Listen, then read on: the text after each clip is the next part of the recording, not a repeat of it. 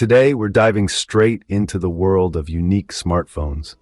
The YotaPhone, a name that might make you think of a long-lost cousin of Yoda from Star Wars, but it's far from that.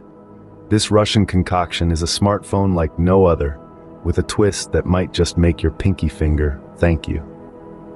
Imagine this. You're in a crowded subway and you pull out your YotaPhone. The person next to you can't help but stare as you flip your phone around and start using the e-ink display at the back. Now that's a conversation starter if there ever was one.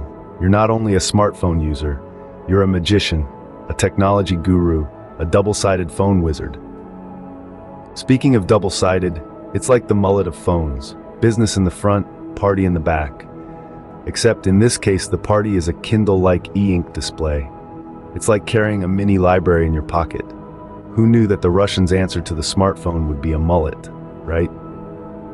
But the YotaPhone isn't just about its two faces. It's also about its spirit. A spirit that said, why stop at one screen when you can have two? It's the same spirit that once led me to think I could juggle 3 phones at once. Spoiler alert, it ended with 2 cracked screens and a very unhappy cell phone repairman. And let's not forget about the battery life. With the YotaPhone, you can read War and Peace on a single charge on the e-ink side.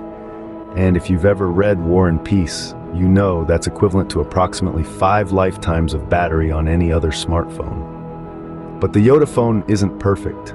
It's like that eccentric uncle we all have. You know, the one who shows up at family gatherings with a different, unusual hat every time. You love him for his quirks, but you also can't help but question his fashion choices. As we wrap up our YotaPhone journey, remember our little evolution joke from the beginning? Well, maybe with the YotaPhone, we're actually devolving. Going back to the days where one side of our phone was for calling and the other side for, well, reading books. The YotaPhone, taking us back to our roots, one e-ink display at a time. So, next time you see someone with a YotaPhone, don't be surprised.